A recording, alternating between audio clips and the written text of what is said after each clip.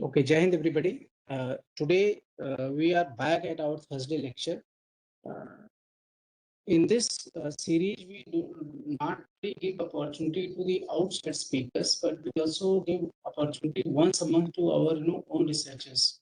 So today, Vinayak will be speaking to all of us and in a mind-boggling subject, and it will enrich our and the respect, the norms, everything is same for the speaker as it is for the outside speaker. So who is going to introduce him?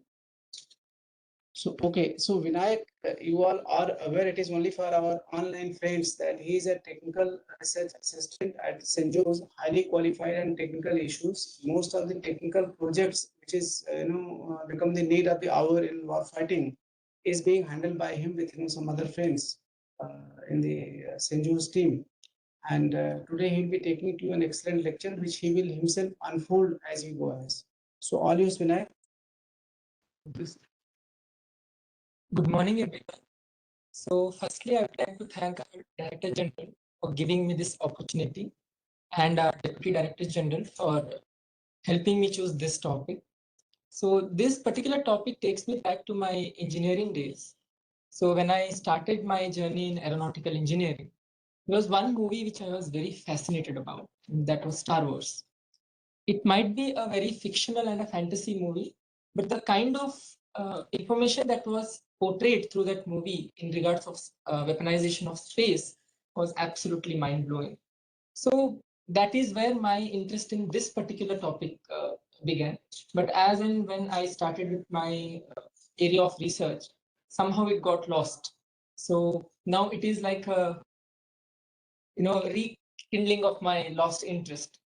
So today in this lecture, this is the basic outline. So I'll start with some basic terminologies because before we dwell into this topic, everyone needs to be familiar with certain terms so that we become, ready to dwell into the topic. Next, I shall speak on orbits and its types because when the concept of placing weapons in space comes, the first thing that comes to anyone's mind is orbits, because every thing that is in space will be placed in a particular orbit. So I'll be talking about types of orbits, then a little bit about orbital mechanics, uh, 2 or 3 technical slides. Then we'll into the types of space weapons. I have categorized in 2 criteria. One will be based on the origin and the destination, like where the weapon is placed and where the target is. Then second one will be based on the mode of attack, like depending on whether the weapon is in motion or whether the weapon is standstill or it is just a cyber, like cognitive attacks. Then I'll go to legal frameworks that govern the utilization of space. We have UNUSA. Then there is one very important treaty that I'll be talking about, Outer Space Treaty of 1967. Then after that, I'll take you guys on a journey on a global race. As we all know, there are very few key players when it comes to advancements in space, USA, Russia, and China. And then I will tell about where India stands. Then we'll be open for questions. So to start with, I want to talk about orbits. So what are orbits? When we imagine placing any satellite around the Earth, we cannot just randomly place it in any position. There is a lot of calculation that goes behind it. There is a specific position that is selected, and the satellite or any other weapon, for example, should be placed in that particular orbit. And every orbit comes with certain specifications. So before moving on to those specifications, I want to talk on what are the different kinds of orbits. Now, as you can see in the picture, there is LEO, which is called as low Earth orbit. The distance is also mentioned. It is from 160 kilometers to 2000 kilometers. Then comes MEO, medium Earth orbit, from 2000 to 35,786. There is a very particular reason for this exact number, 35,786. Then we have high Earth orbits, which are more than this, 35,786. Then there are two special orbits. One is geostationary orbit and one is geosynchronous orbits. And when we do interplanetary missions, there is one more special orbit that comes into play, and that is called geotransfer orbits. Now, each of these orbits have their own specifications when it comes to altitude, as it is mentioned, and speed. Now, this is what is the governing formula one has to follow when when we talk about orbits. As you can see in that, V is equal to V stands for velocity. So when you place a satellite in one particular orbit, what is the velocity that orbit has to sustain, or the minimum velocity that the satellite requires? That is given by this formula. And as you can see, it is inversely proportional to the altitude. So when we say inversely proportional, the quantities are not directly related. If one quantity increases, the other quantity decreases. So as we move on to the higher and higher altitudes, the velocity decreases, as you can see from the formula. Now, there are certain requirements to place a satellite around the Earth in a particular orbit. One is the thrust requirement. Now, thrust is a force. If you are aware about, aeronautical as a subject, thrust is a very important factor. So thrust is something that propels something forward. So then we have escape velocity. Now we are all very much aware that Earth has its own gravitational force. And because of that, there is a gravitational field around Earth. So in order to place a satellite in the orbit, we must escape that gravitational effect. Otherwise, we will be pulled back. So to escape the Earth's gravity, there is a minimum velocity requirement, that is 11.2 kilometers per second. Next, payload capacity. Payload capacity is what the amount of load any sorry satellite or a rocket launch vehicle can carry, and that can be placed in a orbit. Now there is one more formula. Now this formula tells us about the time period. Time period means the time taken by a satellite to complete one revolution around the Earth. So as you can see from the formula, T is directly proportional to H. So the satellites which are placed in the lower orbits, say LEO or MEO, they take comparatively less time to complete one revolution than compared to those which are placed in the higher orbits. Now, geosynchronous orbit is a special case. So what is geosynchronous? Synchronous means that is which is in sync. So geosynchronous is when you place a satellite in a particular orbit, its time period is 24 hours. And we all know Earth also takes 24 hours to rotate once on its axis. So it becomes in sync with the Earth's rotation. Next, one more special case in that geosynchronous orbit is geostationary orbit. Now, geostationary orbits are placed always on the equator. So when we place a satellite on the equator, and it takes exactly 24 hours. So you can imagine it will be like it is fixed on one particular point, because Earth is also moving at 24 hours, and even this satellite is also taking 24 hours. So this is geostationary orbit. Now, when it comes to orbits, when we place satellites in the LEO, we require more number of satellites to cover a given area because their coverage is lesser compared to medium Earth than to geosynchronous or geostationary.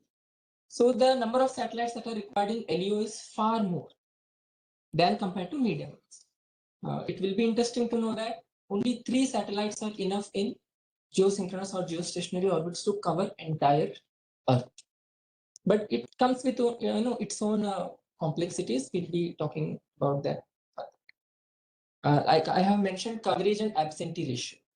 Absentee ratio is that amount of time where satellite is not visible. There is one more thing, that is reaction time. So reaction time, satellites are being used for communication most of the time. So when we send a signal, it processes it and it sends us back. So nearer the satellite, lesser is the time required. That is called latency. Then higher is the satellite, more is the time required. So this is the basic thing before we move on to the core topic, that is weapons in space. Now there are two terms. One is militarization of space. Next is weaponization of space. Both may sound the same, but there is a thin line. When we say militarization of space, it is like we are placing satellites that aid our armed forces for reconnaissance, then mapping, etc.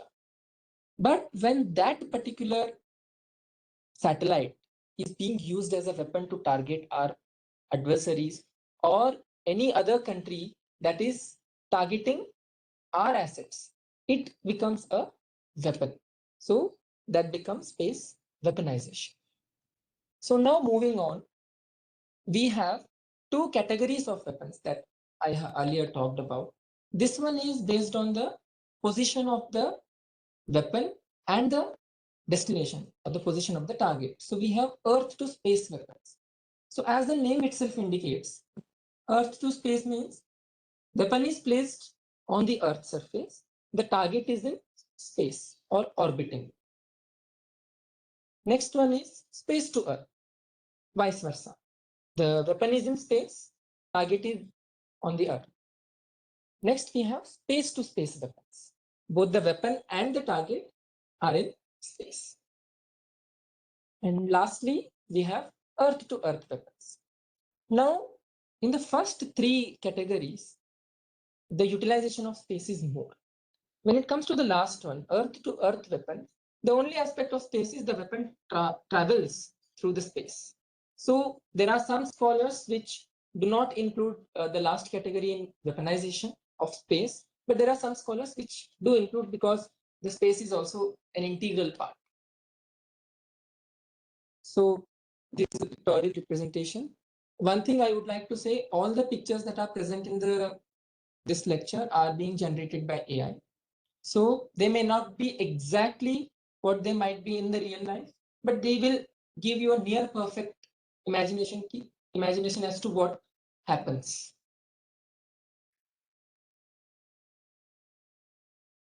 Now the second categorization is based on the mode of attack. So as you can see, there are three images. First one is the weapon is in motion, if you can observe that. Second one is weapon is stationary, but it is emitting something that is attacking the target. And third one is cyber. So we don't have to actually physically do anything per se, but it takes a lot of cyber aspect. So based on that, these three are the categories. One is kinetic kill weapon. Next is directed energy weapons, cyber attack. Now the first one, it is kinetic kill. Now we all have learned in our 8th to 10th standard that what is kinetic energy. Kinetic energy is that which is by motion.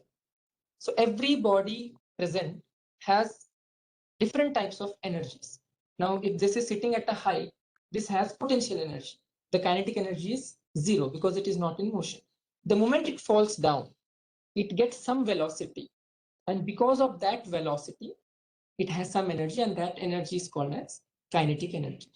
So these weapons works on the principle of kinetic energy. Simply saying the weapon moves and attacks.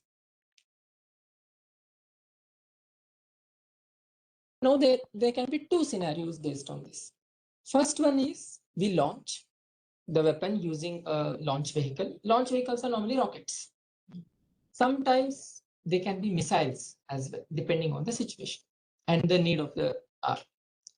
One thing is we can place the weapon in the space and wait for any attacks to happen, and that can take over. The next thing is we launch, we destroy, and it will be coming back. Right. So these two are the categories. Now, this is kinetic kill Earth to space weapon system. As I have told earlier, Earth to space means the weapon will be placed on Earth, then the target is in space.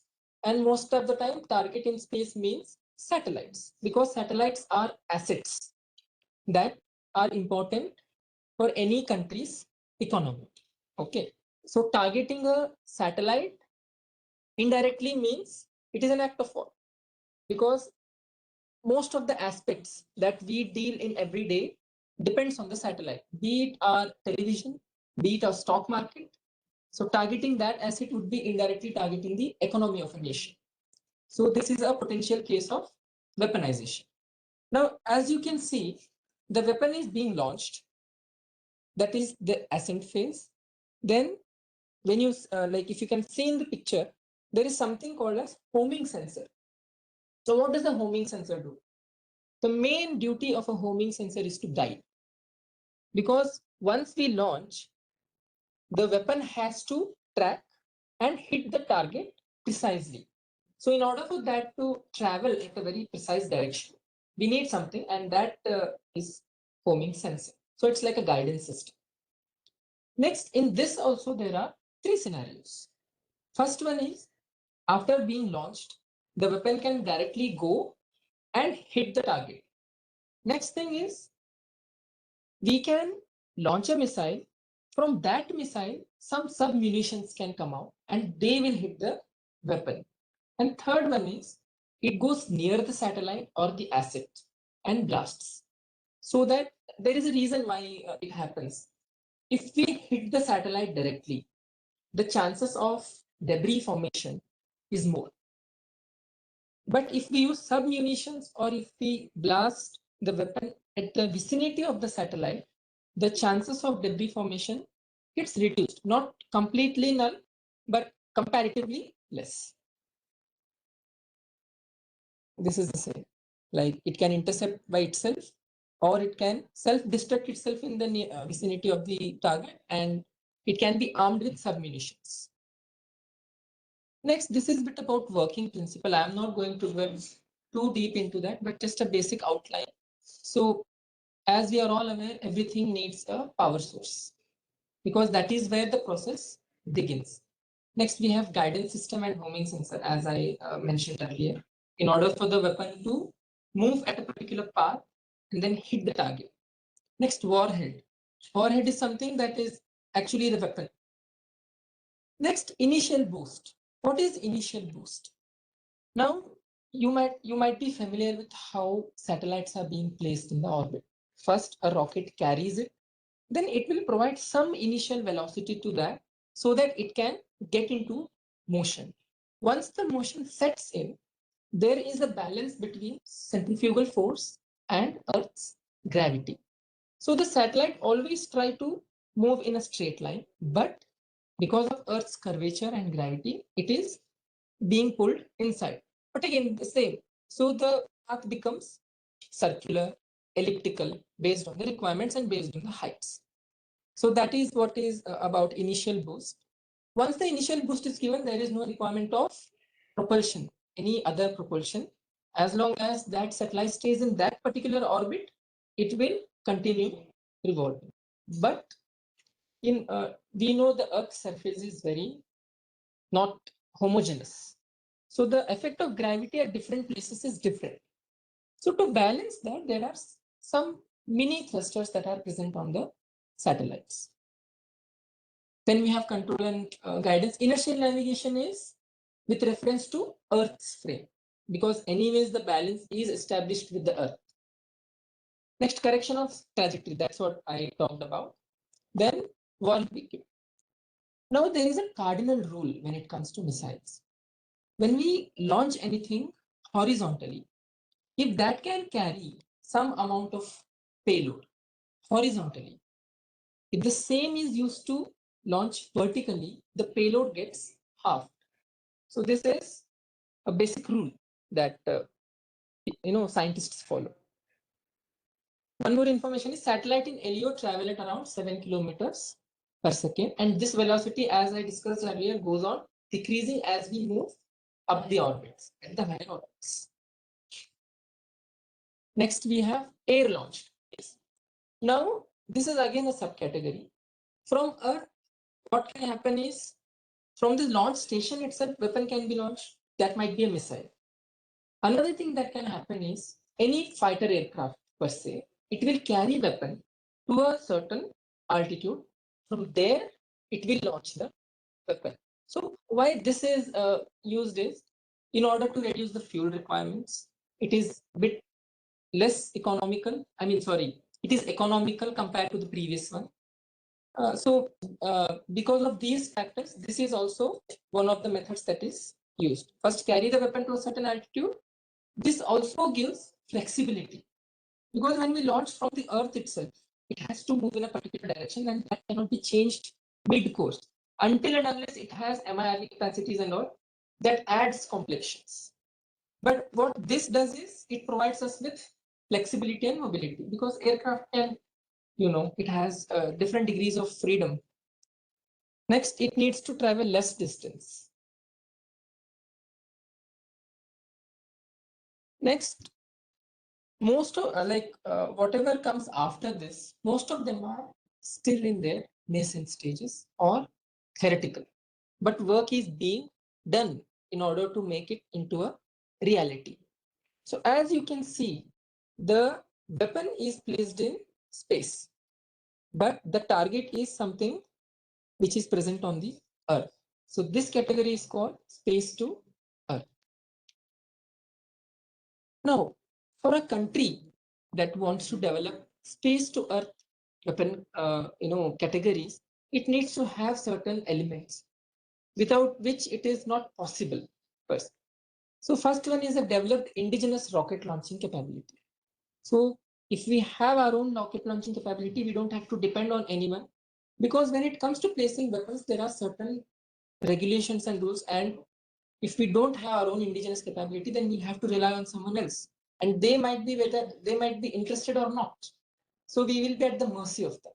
So any country which has this capacity automatically qualifies to having that capacity as well. Next, again, the kinetic energy is the guiding principle.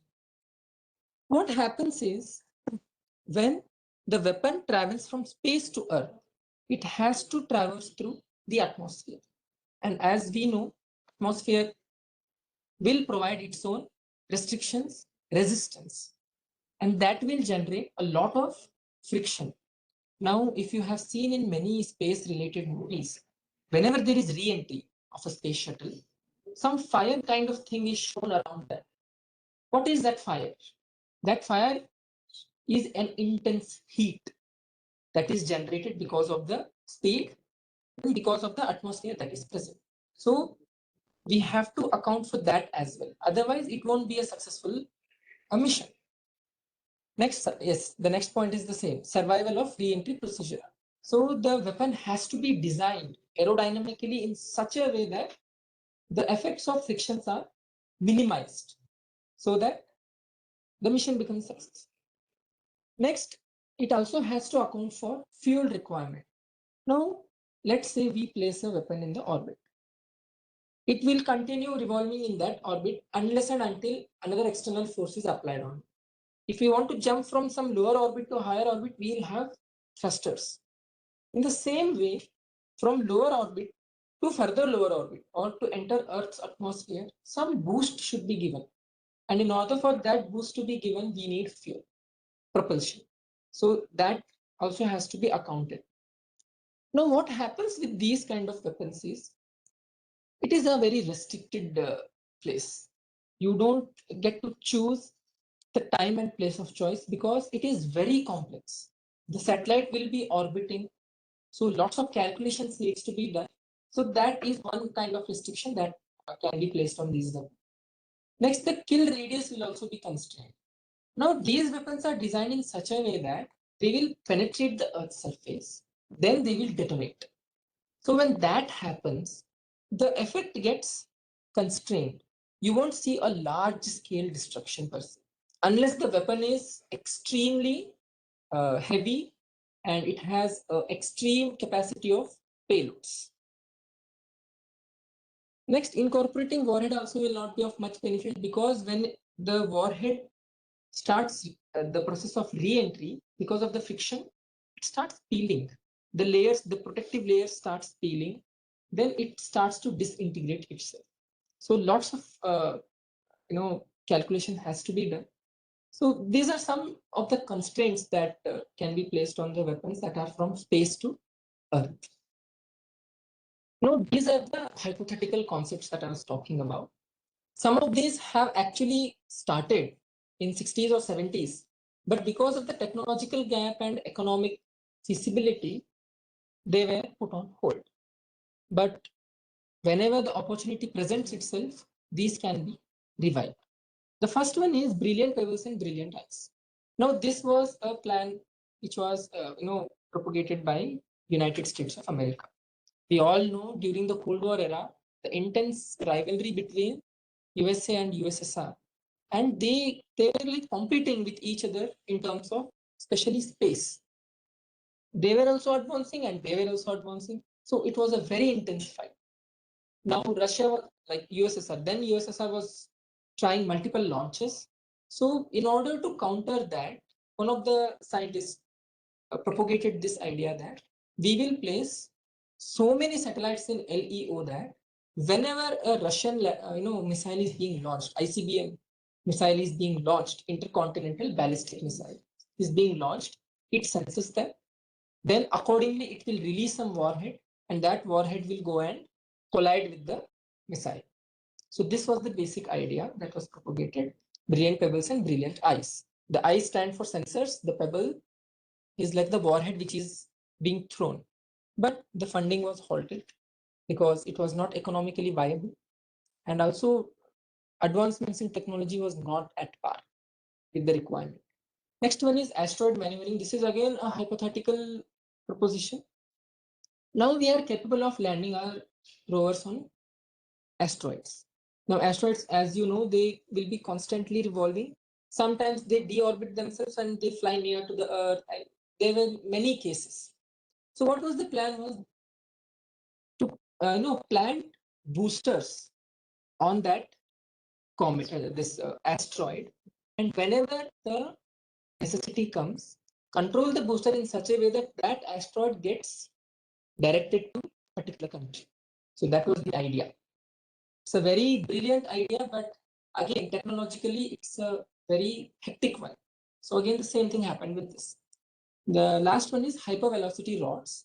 Again, these rods will penetrate deep inside the earth, then detonate themselves and cause earthquake kind of effect in order to destroy the assets. Now, space to space. Space to space is again the weapon and the target both are placed in space.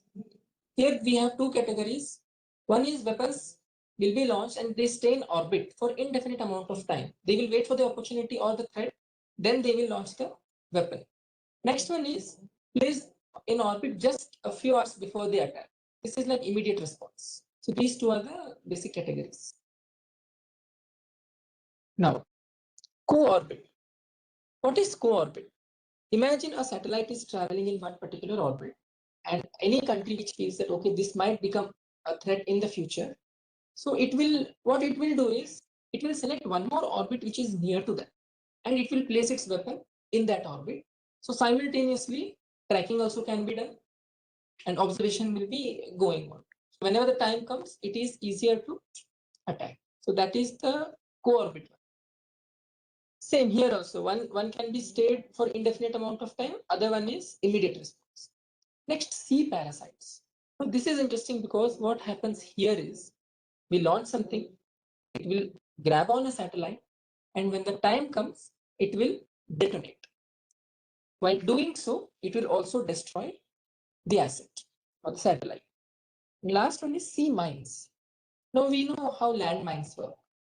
When you step on one, explosion happens, it detonates. In the same way, these will be dispersed in space. Whenever the enemy satellite or asset comes near to that, and if a particular country which has launched these mines feel that okay, this is of a threat to us, they will detonate. In this way, the target is destroyed. Now, this one is robotic arm in space. This is very interesting because it has come to reality. Our political advisory, if I would say, China has proven this, but they proved it to repair a satellite. The broader thinking is if they can catch a friendly satellite, let the repair, they can also do the same with the adversary satellite. So that is a concept, robotic arm in space. Now these have very good uses if used properly. We have space stations in orbits that are orbiting. Whenever there is some repair necessary, this technology can be used there. But again, it also has a dual use that can be used as a weapon. Now, the next category is directed energy weapons. Now, as the name itself says, energy is directed at the target, and that energy will be concentrated energy because it will hit the target with a high intensity. Now, these make use of electromagnetic energy. If we know the spectrum, we have radio waves, microwaves, infrared, visible light, ultraviolet, and gamma. Now, gamma rays have the highest energy, radio have the lowest energy. Gamma rays have lesser wavelength, radio waves have the longest wavelengths. That is why they are used for communications, radio waves. Next, these weapons can be used for both lethal and non-lethal purposes. Next, the effects can be a permanent damage or a partial damage. Next, it can target weapons which are placed in Earth as well as in space as well as in the atmosphere. Now, there are some complexities related to these weapons also, which I will talk further. Next, these are falling into the category of standoff weapons. What is standoff weapons? The weapon is not moving. Weapon is placed. So there is no kinetic energy of the weapon that is involved. But yes, the kinetic energy of the particles are involved. Their attack is stealthy in nature. What is stealthy? Stealthy is that something that cannot be detected. So it provides a stealth capability so that the adversary cannot track it. Like these are not affected by gravity because they travel at a very high speed. Electromagnetic radiation travels at the speed of light, if you know. So in order for gravity to work, it's too fast. Next, collateral damage is avoided due to precision attack. Collateral damage is if we attack something, because of that attack, something which is of importance to us also can get damaged. So that is collateral damage. It can be avoided because the attack is very precise. Next, power can be amplified.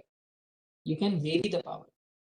Like when when you talk about laser, the same laser used to treat cataract, that intensity is less, but the same laser can also be used to target satellites. So their intensity is more.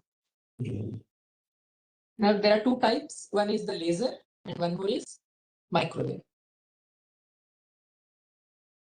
Next, laser. Laser is basically light amplification by stimulated emission of radiation. The working is not, it's beyond the scope of this presentation. So we'll just see what kind of lasers are used. Now there are many lasers that are available. One is the chemical laser, electron laser, gas laser, semiconductor laser, and now the research is going on into fiber lasers. Next, concentrated, coherent, and constant. Concentrated means the energy is concentrated. Coherent means all the waves are in phase. And constant means they don't shift their frequency. So when all of this gets in one weapon, the effects will be catastrophic. So laser also has some commercial applications also, medical equipment, surgery, law enforcement, communication laser, laser cutting. Laser cutting is one of the most precise cutting. Then data engraving, gyroscopes, welding, etc. Now, when it comes to space weapons, chemical lasers are preferred. We have deuterium fluoride laser, chemical oxygen iodine laser. India has advanced in the second one, and hydrogen fluoride laser. Now, these are the constraints. One is atmospheric attenuation because we have atmosphere, we have water vapors present there, we have dust. So those kind of scatter the radiation. So it will lose its intensity. Next, only to a finite time, it can be, it can release the energy. Next, as you want to increase the intensity, the size also becomes large. Then again, the size will cause complexity. One thing that the space launchers, as we term them, will always try to keep in mind is reduce the payload as much as possible so that it can be placed in the higher orbit, right? Now it requires devoted facility because it has various organs. First, there will be laser generation, then combining, then guiding, then targeting. So it needs a setup of itself. And to have that setup in space becomes a bit of a tedious task. Next, it comes up with cooling issues because there is intense energy released. It heats. So in order for that damage to be minimized, we have to have a separate cooling mechanism. So these are the complexities. With laser, next we have microwave weapons. As you can see, different bands are used for different purposes. Now we are interested in the last band. So that is directed energy weapons, DRW band 40 to 110 gigahertz. Hertz is the frequency. Next, these can be used in low intensity conflicts because the damage is not that great. Next, these target electronic capabilities. If an asset has something electronic equipment inside it, it can target that and it can shut down. So there is no lethal attack. It's a non-lethal attack. Now these falls into category of area weapon. This is a dispersed attack. Laser was a concentrated attack. Microwave weapons gets dispersed. So whatever comes in the radius of its effect, the electronic systems gets jammed or disturbed or destroyed. Yes, this is about microwave weapons. So the only distinct difference is it is concentrated and this is dispersed. Now it also has its own drawbacks. One is it might not be able to differentiate between a friend and a foe because anything that falls into the radius of its effect can have its effect on it. Next, it is very difficult to determine how much damage has been caused. Now, when we see laser, it attacks, we can see it blasting. So we can say, okay, the satellite is no more functional. We can see it because the attack is visible. But when the attack is to the internal elements of electronic equipments, it's very difficult to judge as to how much damage is actually being done. Loses intensity and power as the distance becomes more. So it is viable only for near distance attacks. Then it will emit a distinct electromagnetic signature. Now this is where it's a problem because it can be traced. So it doesn't offer stealth capabilities as that was in the case of lasers. Now electromagnetic pulses, whenever something blasts, so it leaves certain emissions in the form of electromagnetic waves that can be used as weapons in themselves. They will also target the electronic equipments. Now, one of the biggest example of this is the one that was conducted by United States of America. It conducted EMP test at the height of 400 kilometers. And it was so lethal that it destroyed its own friendly satellites as well. So we have both nuclear and non-nuclear capacities. Now the last one is cyber attacks. So cyber attacks, as you are aware, it involves jamming, spoofing, eavesdropping. All these comes under cyber attacks. Cyber attack is unauthorized penetration. So we don't have the authority and yet we try to hack into the system. So that is like using it as a weapon. So this is a third category. Now satellite operations rely on the commands which are given by control stations.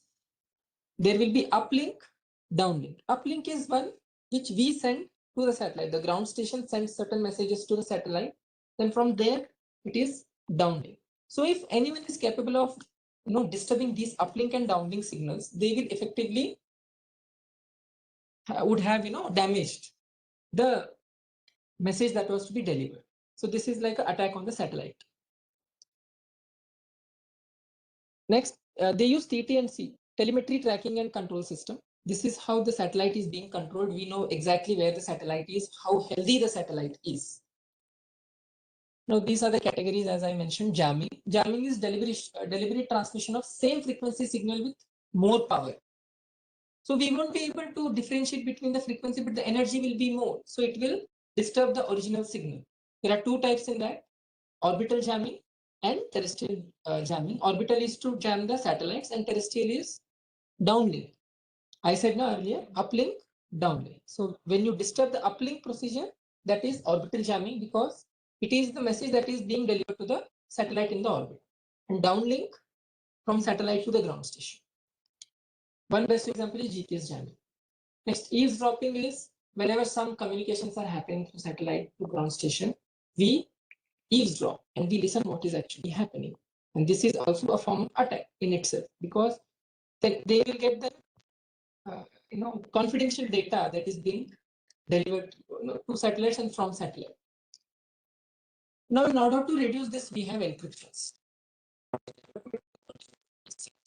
We have something called quantum encrypted keys. So unless and until they decode that, they won't be able to decode the original message. But when we do that, we lose our performance, because that adds extra layers of protection. So in the same resource, we should be able to deliver, we'll be able to deliver only lesser amount of. Next, hijacking is, there are legitimate signals. If we override those with some illegitimate ones for our, the enemies, so that is considered as hijacking. And spoofing is when we imitate. Same frequency, same energy, but different message. But we mirror that. So these are kinds of cyber attacks that can happen. And when these attacks happen, there can be two kinds of attack. That is, you can completely deorbit the satellite in this process and destroy it, or else you can just turn the antenna in some other direction so that the communication gets hampered. So the damage is minimal, but the effect is almost similar. Next, these are the legal procedures. United Nations Office for Outer Space Affairs, it was established in 1958. So what was its this? When Cold War era was, when there was Cold War happening in the sense, there was a competition between USA and USSR when it comes to space and weapons and all. So they came up with some resolutions in order to contain these capabilities so that the assets are not damaged and the space is used for goodness of humankind instead of weapons and warfare. So this body was established for that. Next, there is an important treaty, that is Outer Space Treaty of 1967. Why this treaty is important? It is one of those treaties which is ratified by all the key players. Because other than these treaties, there were many propositions, but USA did not ratify it. So this is one which USA, USSR, China has all ratified. So it has certain, articles that govern how space can be used. So the basic thing is, members should not carry out anything that destroys the assets that are good for the humankind. Then placing weapons of mass destruction. Weapons of mass destruction is something that can have catastrophic effect like nuclear weapons. So placing that weapons in orbit is prohibited. But placing conventional weapon is not prohibited. So that's the loophole that countries use to carry out the tests. Next, these agreements were also followed that. So one was based on astronauts. Astronauts were treated as ambassadors, of a country to space. Next, we have Moon Treaty. Then we have registration of objects launched. All these treaties are in place to control what happens in space and to make sure that it is not weaponized to an extent that humankind gets in trouble, right? Next, this is something about the Cold War era. As you can see, it is a competition that was happening between USA and USSR. Once USA launches something, USSR was countering, and USSR launches something, USA is countering. So it was a race between these two. Next, again, some countries joined the race. India's joined the race in the 70s. The best use of space weapon was first time visible in Operation Desert Storm that happened during the Gulf War. So it was where the network-centric warfare was actually shown. Next, these are some tests that were carried out by USA, Russia, and China. So they showed their capabilities, how capable we are. Some showed chemical lasers, some showed robotic arm in space, as I mentioned, China, and some showed lasers, some shows co-orbital that I talked about, placing the weapon in the another orbit that is near to the asset. So all these are there. So you can have a brief look at these. Since there is a paucity of time, I won't be able to explain every test in detail. The most controversial out of these was the Russian ASAT test. ASAT is anti-satellite. So when it carried out that test, it resulted in thousands of debris, and other countries started holding China responsible. Because when debris starts revolving in that orbit, then that orbit becomes uninhabitable for satellites. Anytime it can cause any kind of danger to a satellite, whether it's friendly or enemy. So these were this. Then these are the advancements in laser weapons, directed energy weapons, and microwave of different countries. You can have a brief look in this.